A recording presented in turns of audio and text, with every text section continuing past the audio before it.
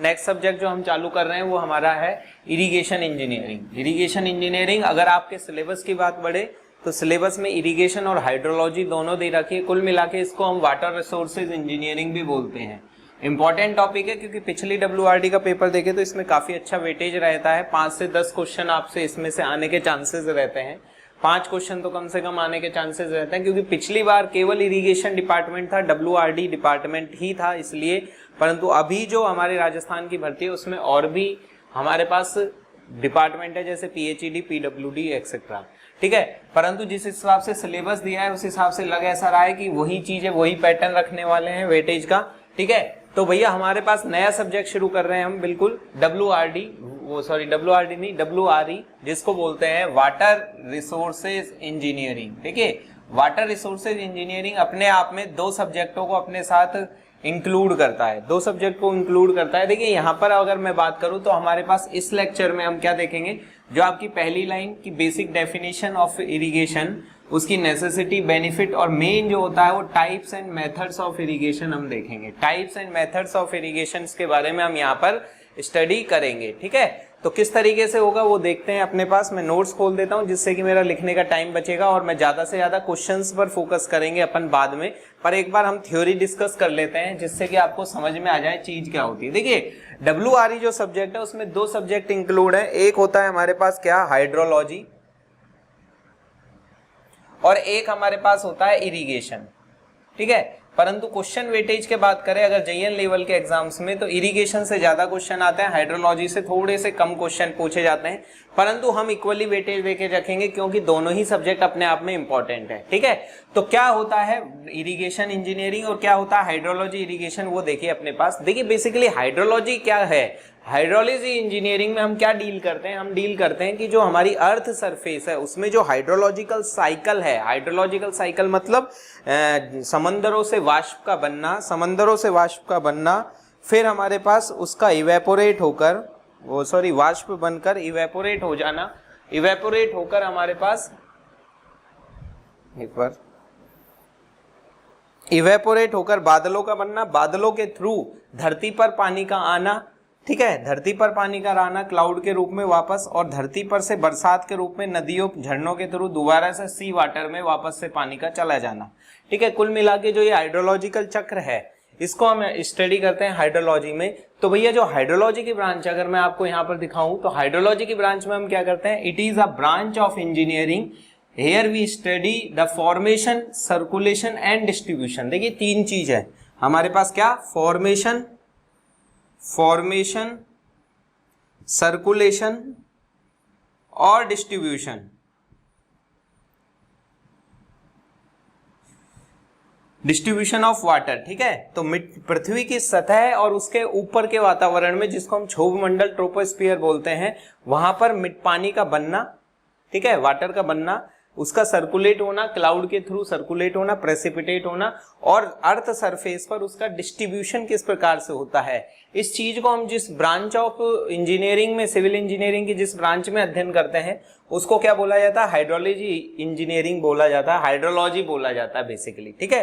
तो अगर मैं यहाँ पर मोटा मोटा बात करूं तो हाइड्रोलॉजी पानी की किस तरीके से अर्थ सरफेस पर आता है उसकी हम यहाँ पर बात करते हैं, डिटेल में हम वही देखेंगे, ठीक है।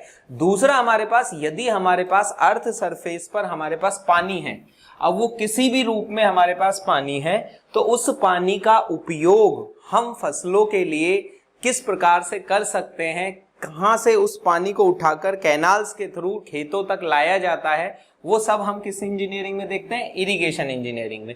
तो इरिगेशन इंजीनियरिंग में क्या होता है, it is a branch of civil engineering, here we study artificial application of water, artificial application of water,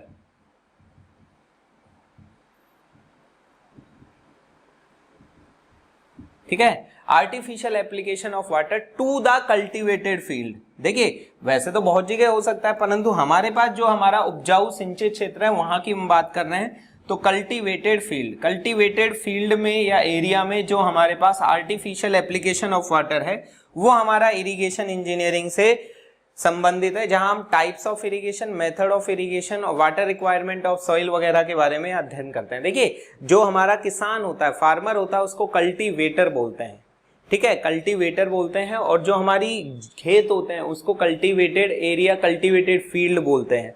और बड़े एरिया की बात करें तो कल्टीवेटेड एरिया हो जाता है, ठीक है। तो कल्टीवेटेड का मतलब सिंचित उपजाऊ क्षेत्र, जहां पर भैया हम फसल उगा रहे हैं, ठीक है। तो मोटा मोटा हमारे पास इरिगेशन इंजीनियरिंग में क्या अध्ययन होता है और हाइड्रोलॉजी इरिगेशन में क्या अध्ययन होता है। तरीके से देखें तो सबसे पहले आपको ये देखना होता है कि पानी किस तरीके से सतह पर आ रहा है, सर्कुलेट हो रहा है, डिस्ट्रीब्यूट हो रहा है। परंतु ज्यादातर जब फोकस हमारे एग्जामिनर्स का है वो इरिगेशन इंजीनियरिंग पे रहता है और डिटेल में ज्यादा टॉपिक इरिगेशन के ही दिए हुए हैं हमारे पास। तो पहले हम इरिगेशन इंजीनियरिंग को डिटेल में पढ़ेंगे, पहले थ्योरी पढ़ेंगे, देन क्वेश्चंस पढ़ेंगे, देन हम वापस आएंगे तो हम क्या हाइड्रोलॉजी को देखेंगे, ठीक है। तो सबसे पहले हम इरिगेशन इंजीनियरिंग की बात कर लेते हैं। अब इरिगेशन इंजीनियरिंग पढ़ते समय आपको 3 क्वेश्चंस के जवाब सबसे पहले ढूंढने हैं। अगर आप as a civil engineer 3 questions के जवाब अगर आप ढूंढ लेते हो तो हम सिविल वो क्या कहते हैं इरिगेशन इंजीनियरिंग में समझ पाएंगे, कॉन्सेप्ट्स को समझ पाएंगे और एज ए हम ये कह सकते हैं कि हमने इरिगेशन इंजीनियरिंग पढ़ी है, ठीक है। तो हमारा पूरा सिलेबस इस बात पे कंसर्न करेगा शुरुआत में कि भैया जो हमारे पास इरिगेशन इंजीनियरिंग है 3 क्वेश्चन का जवाब है। सबसे पहला उसमें है हम ये देखेंगे, आप कह रहे हो इरिगेशन इंजीनियरिंग सिविल इंजीनियरिंग की वह ब्रांच है जिसमें हम किसका अध्ययन करते हैं, आर्टिफिशियल एप्लीकेशन ऑफ वाटर का अध्ययन करते हैं। अगर अब ऐसा है तो आर्टिफिशियल एप्लीकेशन का अध्ययन करते हैं तो आपको ये पता होना चाहिए इस क्वेश्चन का कि हाउ टू अप्लाई। आपके पास यदि पानी उपस्थित है मान लीजिए किसी भी सोर्स के रूप में, चाहे वो ग्राउंड वाटर हो चाहे वो सरफेस वाटर हो, तो उसको किस प्रकार से अप्लाई किया जा सकता है, किस प्रकार से कल्टीवेटेड एरिया में अप्लाई किया जा सकता है। इनडायरेक्टली मीन क्या कहना चाह रहा है, आपको यहाँ पर 2 टॉपिक पढ़ने, क्या, एक तो टाइप्स ऑफ इरिगेशन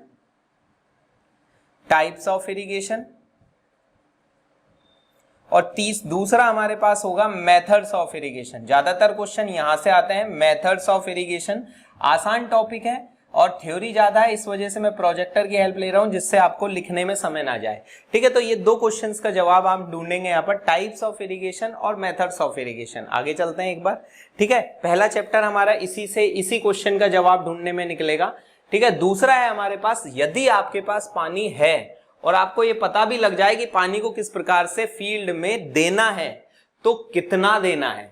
ये थोड़ी है कि दिन भर भरे जा रहे हो, खेत भरे जा रहे हो, पानी है तो भरे जा रहे हो या कम रह गया, ठीक है। तो दूसरा हमारे पास क्वेश्चन का जवाब आपको ढूंढना है, how much to be apply,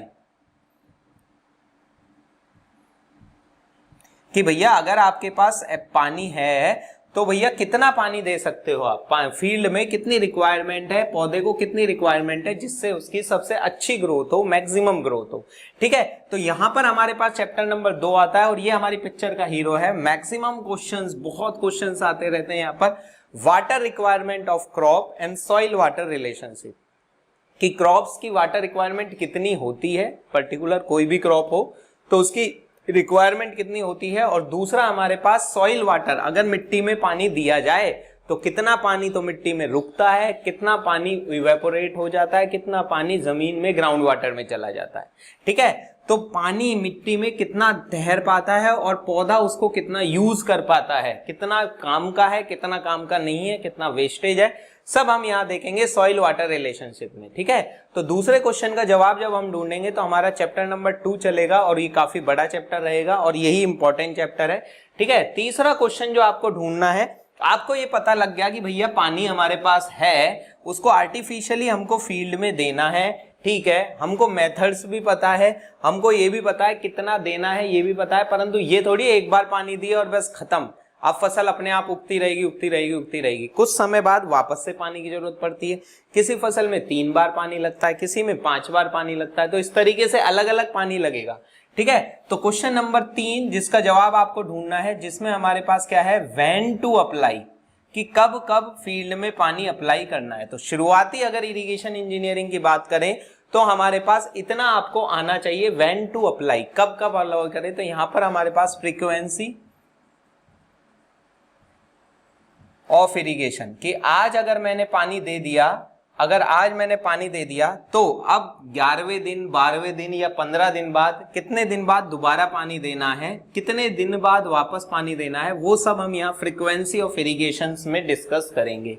ठीक है, तो ये हमारे पास मोटा मोटा अगर इंट्रोडक्शन लेक्चर की बात करें या पहला टॉपिक की बात करें, टॉपिक का मतलब मैंने चैप्टर नहीं बोला, इसमें 3 चैप्टर इंक्लूड है।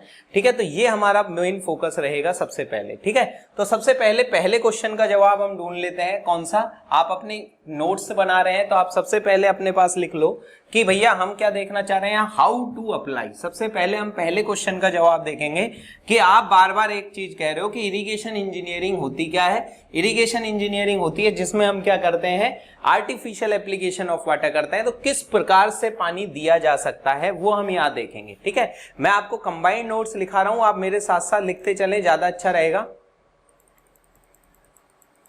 देखिए, अगर मैं क्लासिफिकेशन ऑफ इंजीनियरिंग की बात करूं तो भैया मेन जो क्लासिफिकेशन है, सबसे मेन क्लासिफिकेशन है, तो 3 प्रकार के हमारे पास ब्रॉडली क्लासिफाइड है मेथड्स ऑफ इरिगेशन में। ये टाइप्स ऑफ इरिगेशन बोले, यहाँ मेथड्स गलत लिखा हुआ है, आप इसको टाइप्स लिखिए। मेथड्स अलग चीज है और टाइप्स अलग चीज है। ठीक है, तो यहाँ पर टाइप्स ऑफ इरिगेशन की बात करूं तो 3 प्रकार के होते हैं। एक होता है सरफेस इरिगेशन, एक होता है सब सरफेस इरिगेशन जिसमें ड्रिप इरिगेशन आता है, ड्रिप इरिगेशन आता है, और तीसरा हमारे पास कौन सा होता है, स्प्रिंकलर इरिगेशन होता है। स्प्रिंकलर इरिगेशन फव्वारा विधि होती है जिसमें भैया आपने देखा होगा फव्वारे के रूप में इस तरीके से किया जाता है। ठीक है, अगर मैं भारत की बात करूं तो भारत में 75 से 80%, 75% हिस्सा जो इरिगेशन का है वो केवल और केवल किससे होता है, सरफेस इरिगेशन से होता है।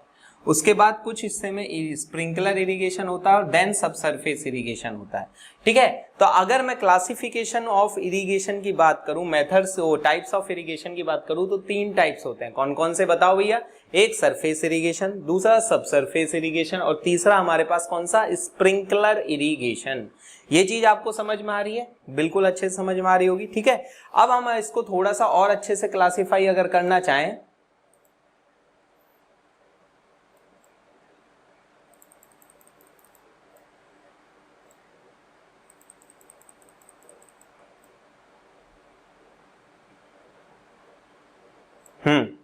ठीक है, तो अगर मैं यहां पर बात करूं सरफेस और सब सरफेस और स्प्रिंकलर एक अलग से है फव्वारा विधि, उसके बारे में हम यहां देखेंगे। तो सबसे पहले हम हाउ टू अप्लाई वाले क्वेश्चन का जवाब ढूंढ रहे हैं। ठीक है, हाउ टू अप्लाई वाले क्वेश्चन का जवाब ढूंढ रहे हैं।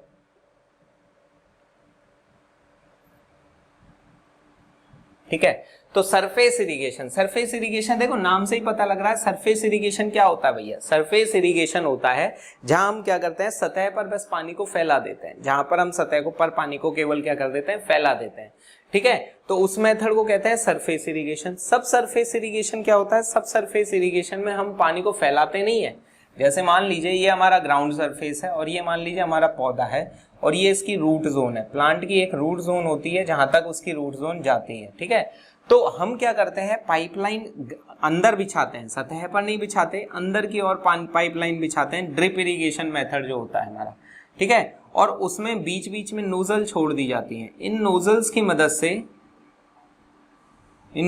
मदद से क्या होता है, कैपिलरी एक्शन के थ्रू पानी ऊपर की ओर बढ़ता है और जड़ों में पानी चला जाता है।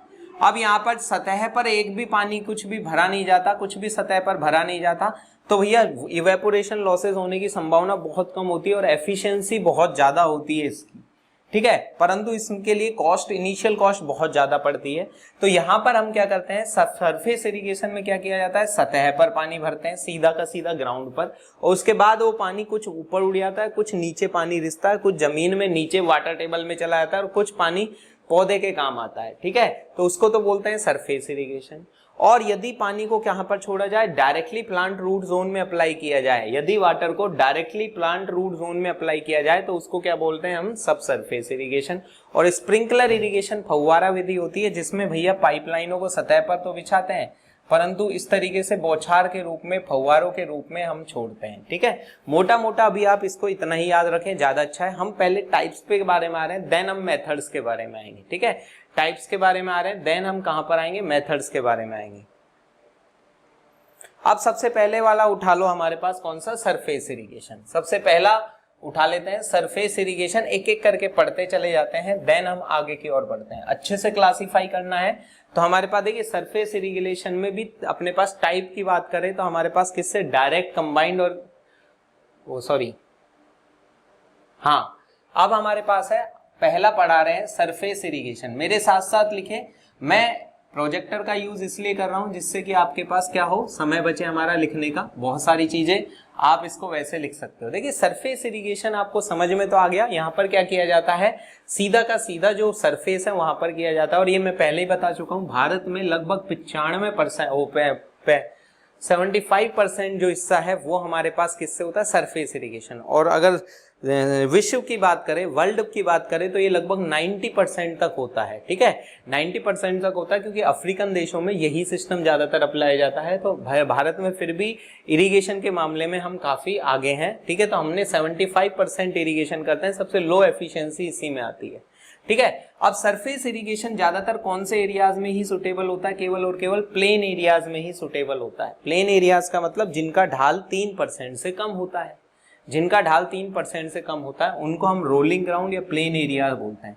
ठीक है, तो प्लेन एरिया, अगर तिरछे एरिया, पहाड़ी एरिया होंगे तो वहां पर सरफेस इरिगेशन काम नहीं करेगा। ठीक है, या फिर ऊबड़ खाबड़ एरिया होगा तो वहां पर सतह पर भरकर आप कर भी क्या लोगे, सतह पर भर के कर भी क्या लोगे, एक जगह ही जो अपने पास डिपर्शन वाला, जो गड्ढे वाला एरिया, उधर ही पानी भरता रह जाएगा, बाकी जगह पानी पहुंचेगा नहीं। तो सबसे पहली बात, सरफेस इरिगेशन बेसिकली कौन से एरिया में यूज होता है, प्लेन एरियाज में यूज होता है। ठीक है, अब भैया देखिए सरफेस इरिगेशन में होता क्या है, दो तरीके से हम कर सकते हैं। कौन कौन सा, एक होता है कौन सा, फ्लो इरिगेशन। देखिए इस चीज को समझने की कोशिश करना, चैप्टर आसान है परंतु फिर भी हमारे पास आना चाहिए आपको, फ्लो इरिगेशन। और दूसरा होता है कौन सा, लिफ्ट इरिगेशन। देखिए लिफ्ट इरिगेशन क्या होगा, लिफ्ट इरिगेशन में हम सतह पर ही डालेंगे पानी तो, परंतु करेंगे क्या, कुआं या ट्यूबवेल, वेल और ट्यूबवेल, ये हम पढ़ेंगे भी अलग से ग्राउंड वाटर हाइड्रोलॉजी में। वेल और ट्यूबवेल, कुएं या ट्यूबवेल से पानी पहले मोटर लगा के ऊपर खींचेंगे और देन सतह पर अप्लाई करेंगे। ठीक है, तो कुओं में से पानी खींचा जा रहा है, लिफ्ट किया जा रहा है मशीन्स के थ्रू, पंप्स के थ्रू, देन सरफेस पर ही डायरेक्टली अप्लाई किया जा रहा है, तो उसको तो बोलते हैं हमारे पास कौन सा, लिफ्ट इरिगेशन। और यदि हमारे पास सीधा रिवर बेस, रिवर या नहरों, रिवर नदियां, और नदियों से क्या निकाली जाए, कैनाल, नहरें निकाली जाए और उनके फ्लो के द्वारा हमारे पास इरिगेशन किया जाता है, तो उसको कौन सा इरिगेशन बोलते हैं, फ्लो इरिगेशन बोला जाता है। यहाँ पर हमारे पास पंप्स का यूज किया जाता है, पंप्स का यूज किया जाता है, जबकि यहाँ पर क्या होता है, ग्रेविटी फ्लो होता है। ग्रेविटी फ्लो होता है डायरेक्टली ढाल के थ्रू, नहरों के थ्रू पानी खेतों तक पहुंचाया जाता है। ठीक है, तो जो फ्लो इरिगेशन होता है, फ्लो इरिगेशन किसका प्रकार है, सबसे पहले तो बताओ, सरफेस, सब सरफेस, सरफेस का। ठीक है, उसमें भी ये कौन किस पर बेस्ड है, रिवर कैनाल बेस इरिगेशन है, जबकि lift irrigation well, tubewell, ground water irrigation के नाम से भी जाना जाता है। इसको सब सरफेस नहीं करेंगे, कहेंगे तो सरफेस ही, क्योंकि लिफ्ट कर कर पानी को सतह पर लाया जा रहा है, देन सरफेस इरिगेशन की तरह अप्लाई किया जा रहा है। ठीक है, तो ये दो प्रकार आपको आने चाहिए। ठीक है, इसके बाद हमारे पास क्या और आना चाहिए आपको, हल्का सा, हाँ, जो हमारा कौन सा मेथड है, सरफेस इरिगेशन है, फ्लो इरिगेशन है। उस फ्लो इरिगेशन में हमारे पास 3 तरीके से हम अरेंजमेंट कर सकते हैं। देखिए होता क्या है, कुल मिला के नदियों का पानी रोकना होता है, या नदी में पानी, जो रिवर में पानी बह रहा है, रिवर्स में पानी जो बह रहा है, उस पानी को डैम या वियर वॉल बनाकर, कोई दीवार बनाकर, अगर वियर वॉल या डैम बनाकर, डैम या वियर वॉल बनाकर, एनीकट बनाकर पानी रोका जाता है, जिससे पानी की सतह, और उसके बाद नहरें निकाली जाती हैं। ठीक है, तो नहरें निकाली जाती है, इसी को हम बोल रहे हैं कौन सा, फ्लो इरिगेशन। ठीक है, तो फ्लो इरिगेशन में अब बहुत सारी चीजें हैं, पानी ऐसे ही नहीं कि मुंह उठा के रोक लिया, तो उसके लिए क्या अरेंजमेंट होता है, डाइवर्जन हेडवर्क। ठीक है, कैनाल में पानी किस तरीके से डाइवर्ट किया जाता है, कैनाल रेगुलेटर, कैनाल हेडवर्क वगैरह। ठीक है, ये सब डिटेल में हम एक एक करके देखेंगे। ठीक है, परंतु आपको आना क्या चाहिए यहाँ पर, ये देखो, रिवर और डैम, रिवर में से हमारे पास 3 प्रकार से हम फ्लो इरिगेशन कर सकते हैं। एक होता है डायरेक्ट, एक होता है स्टोरेज, और एक होता है कंबाइंडेड इरिगेशन। ठीक है, क्या होता है डायरेक्ट इरिगेशन, डायरेक्ट फ्लो का है, फ्लो में भी किसका है हमारे पास, ये फ्लो इरिगेशन है, फ्लो इरिगेशन है जो कि सरफेस इरिगेशन है, ठीक है। तो क्या होता है डायरेक्ट, क्या होता है स्टोरेज, और क्या होता है कंबाइंड, ठीक है। इसको हम एक तरीके से देखते चलते हैं। देखिए डायरेक्ट इरिगेशन क्या होता है, ऐसी नदियां जो 12 मासी बहती हैं।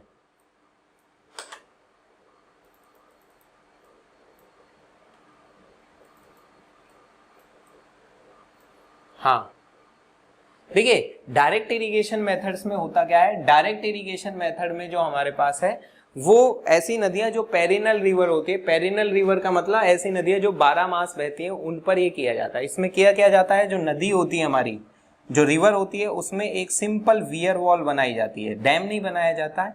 डैम का मतलब तो पूर्ण रूप से पानी को रोक देना, फिर उसमें से गेट निकालकर अलग से निकालना जाता है पानी को। वियर वॉल क्या होती है, जिसमें एक हल्का सा अवरोध होता है, मैसनरी या कंक्रीट की दीवार होती है, स्टोन ब्रिक मैसनरी की दीवार होती है, जिसके ऊपर से पानी जा सकता है चद्दर के रूप में। अपन कहते हैं ना चद्दर बह गई, ठीक है। तो ये जो है ये हमारे पास क्या होती है, वियर होती है। ये इसका क्रेस्ट होता है। ये ऊपर से जो नेपी चलती है इसको नेपी बोलते हैं, ठीक है। तो कुल मिला के जो वियर वॉल है उससे पानी की सतह को ऊपर उठाया जाता है, और उसके बाद देखिए जिधर से पानी आता है उसको कौन सी स्ट्रीम बोलते हैं, अप स्ट्रीम, और जिधर की तरफ पानी जाता है उसको कौन सी स्ट्रीम बोलते हैं, डाउन स्ट्रीम। तो अप स्ट्रीम साइड में कैनाल निकाल दी जाती है। अगर मैं इसकी बात करूं तो ये लेफ्ट साइड है, इसको बोलते हैं एलएमसी,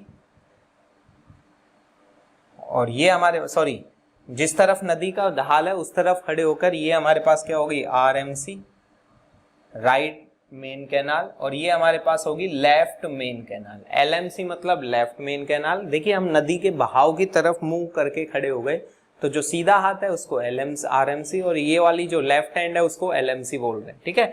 तो इस तरीके से इरिगेशन हो रहा है, इरिगेशन हो रहा है, तो ये आपको आना चाहिए, ये चीज आपको आनी चाहिए, ठीक है।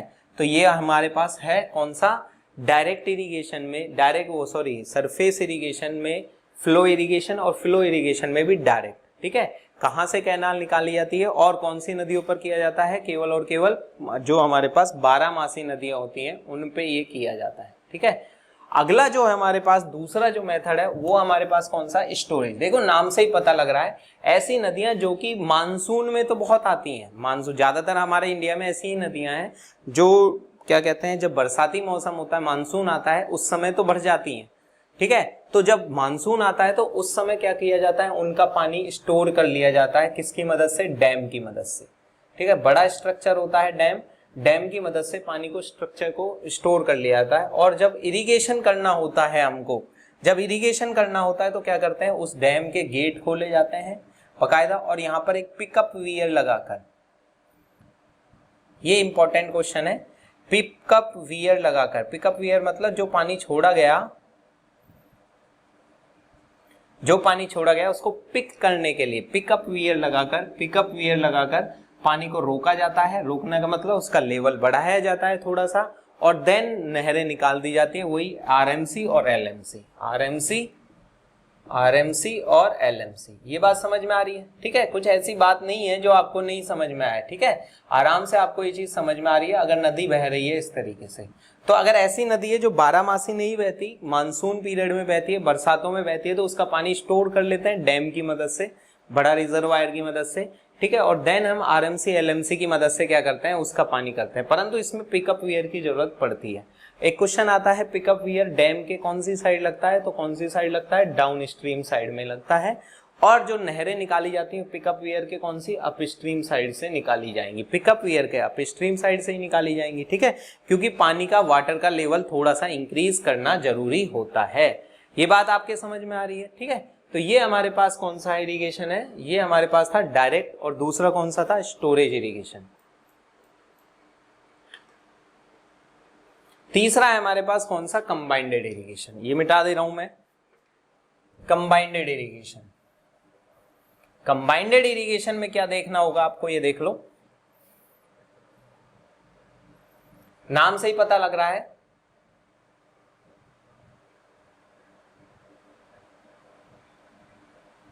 कंबाइंडेड इरिगेशन जो होता है उसमें हम क्या करते हैं, दोनों ही होता है, कुछ भाग पार्शली, तो क्या होता है उसमें, पार्शली उसमें कौन सा होता है, डायरेक्ट, और कुछ हिस्सा उसका कौन सा होता है, स्टोरेज। देखिए जो हिस्सा हिली एरिया है, हिली एरिया में तो स्टोरेज कर लेते हैं, और प्लेन एरिया जो होगा उधर हम क्या करते हैं, डायरेक्ट इरिगेशन का यूज करते हैं। तो प्लेन एरिया में हम डायरेक्ट इरिगेशन का यूज करते हैं, इसको बोलते हैं कंबाइंडेड इरिगेशन, ठीक है। तो कंबाइंडेड में जहां जहां जैसे सुटेबल होता है वहां हम हमारे हिसाब से अप्लाई कर देते हैं, ठीक है।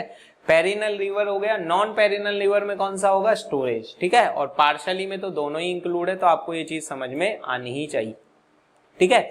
नोट्स आपको नीचे प्रोवाइड हो जाएंगे लेक्चर के, प्लस में आप मेरे साथ साथ बनाते जाओ। तो ये मैंने यहाँ पर नोट्सों में लिखा भी हुआ है, डायरेक्ट इरिगेशन जो है वो केवल और केवल कौन सी नदियों में है, पेरिनल रिवर्स में बनाया जाता है। बारहमासी जो नदी होती है पेरिनल रिवर बोलते हैं उसको, पेरिनल रिवर्स पर बनाया जाता है। ये चीज आपको समझ में आनी चाहिए, ठीक है। तो ये हमारे पास ओवरऑल जो था वो था टाइप्स ऑफ इरिगेशन, इसको बोलते हैं टाइप्स ऑफ इरिगेशन। अब एक बार दोबारा से आ जाते हैं हमारे मेथड्स ऑफ इरिगेशन। अभी हमारा पहले क्वेश्चन का ही जवाब चल रहा है। टाइप्स ऑफ इरिगेशन में आपको समझ में आ गई पूरी आम कहानी कि क्या होता है सरफेस, क्या होता है सब सरफेस, क्या होता है स्प्रिंकलर। ये तीन तरह के टाइप्स हैं, उनमें से सरफेस में क्या होता है, सब सरफेस में क्या होता है, स्प्रिंकलर डिटेल में हम देखेंगे, ठीक है। दूसरा अब हमारे पास सरफेस इरिगेशन की बात करें तो उसमें मेथड्स ऑफ इरिगेशन आते हैं, ठीक है। तो सरफेस इरिगेशन में हमारे पास मेथड्स ऑफ इरिगेशन आ रहे हैं, और सब सरफेस की भी बात करें तो वहां के भी हम एक साथ ही लिख लेंगे, और लास्ट में हमारे पास कौन सा है, स्प्रिंकलर है, ठीक है।